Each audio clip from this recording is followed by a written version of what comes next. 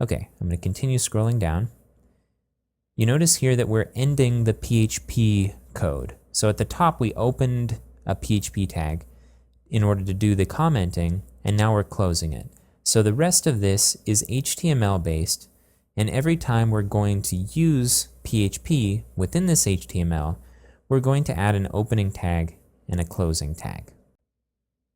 Okay, so now let's go ahead and start taking a look at the HTML and the quirks and conventions used within that.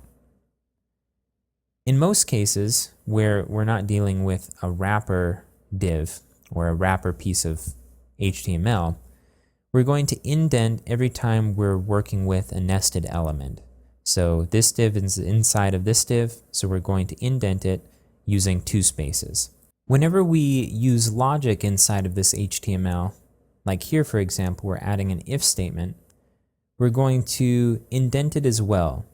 So this will allow it to be easily seen where some content is being output as a result of some logic.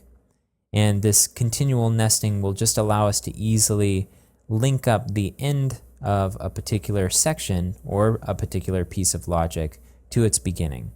Now, the general convention is to eliminate as much logic as possible out of the template file and put that in a pre-processing function instead. So you shouldn't see anything beyond very simple logic inside of the template file. And so let's see kind of how far that goes within this particular template file. So up here at the top, we're printing out a class inside of this class attribute of the div tag. And we're using a print statement. So print statements are going to be the one that we use to print output to the page. We could also use echo, but print is the standard in Drupal. And we're using a ternary operator here to determine whether to print out with secondary menu or without secondary menu. So it's just checking to see if this secondary menu exists to determine which class to apply to this particular div. Now, the reason why this is happening, why this logic is in the template layer, is if we look at the alternative where we actually perform this logic in the template.php file instead, what we need to do is create a variable that has this particular class with secondary menu or without secondary menu. It's a very simple variable, not a lot of content, and the logic is simple enough that this fits a lot better inside the context of a template file than it would in a pre-processing function. In addition, this type of logic might need to be adjusted by a themer, somebody who's just working with this file. They may want to change the classes that are being used for this particular div, or in future examples of this type of if statement, they might want to change what happens if this particular content exists or doesn't exist. So we're actually passing that logic. We're expecting that that logic might be adjusted by the themer as well. We're going to continue down here, and here we're using an if statement to determine whether we're going to print out this content.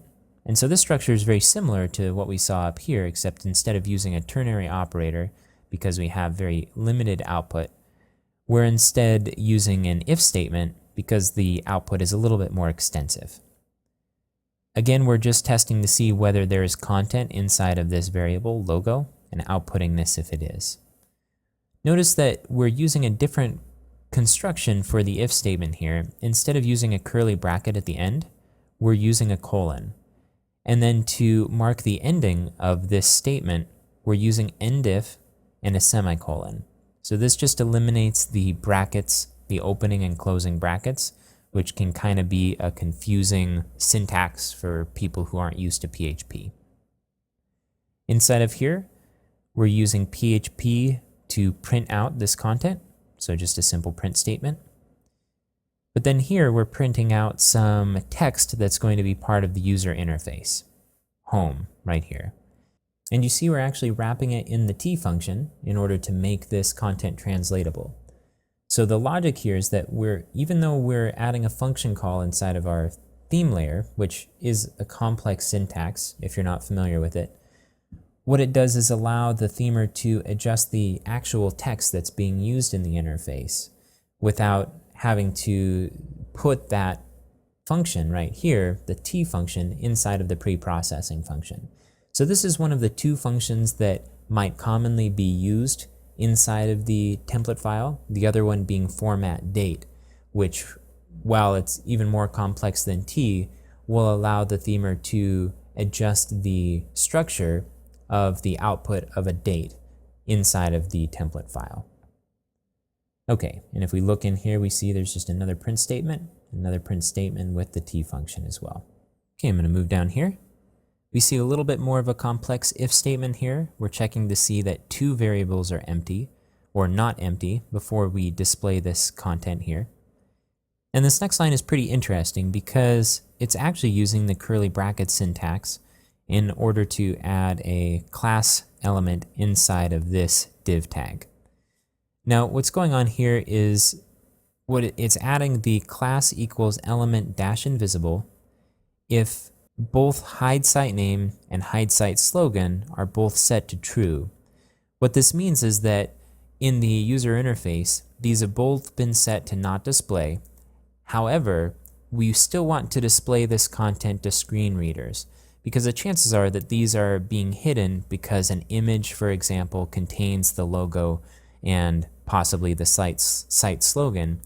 So we want to actually hide it from displaying on the page because we have some alternate interface element for it. But we still want to display this content to screen readers to give them information. So screen readers are what the visually impaired are using to view your site. So we're adding a special class to it which will actually hide this content even though it exists on the page. And so that class is element-invisible. Now the reason why this statement is inside of the if construct using the curly braces is likely because the developer of this theme wants to indicate that this is not necessarily something that the themer would normally touch, but it's still in the scope of the themer's range because we're dealing with classes here. But this is a little bit more complex and kind of like a little sign that says touch with care. Okay, let's go ahead and scroll down a little bit more. They've added some inline comments here, and they're using a slash star and then star slash ending to wrap around the comment. So this is instead of using the common PHP slash slash for a single line. If we continue scrolling down, we'll see that we're ending a div or a container here, and it's very helpful if we add some comments inside of the template to indicate that this is the ending, well, specifically which container this is the ending for. So we're using an HTML comment so that this actually prints out to the HTML, the rendered HTML page. And that way, if a themer is trying to figure out what's going wrong or identify a particular container, when looking at the HTML code after it's been rendered, they can get the indicators through these. Okay. So in this section, what's happening is the main menu items are being rendered on the page. So we have a simple if statement and then a div, but then we have this huge chunk of PHP that's just embedded inside of our template file. So this is an example of where a theme builder might use their discretion to embed certain logic inside of the template file if they think that the themer might benefit from being exposed to that or being allowed to modify certain aspects of it. So this theme function is mostly an array of attributes.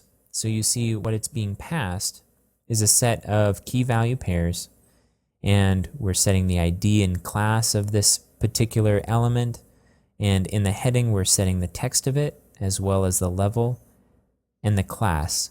And all of these are things that should ultimately be available to be changed by the themer. So this is just one approach to doing that. This is contextual, so we know where these are displaying.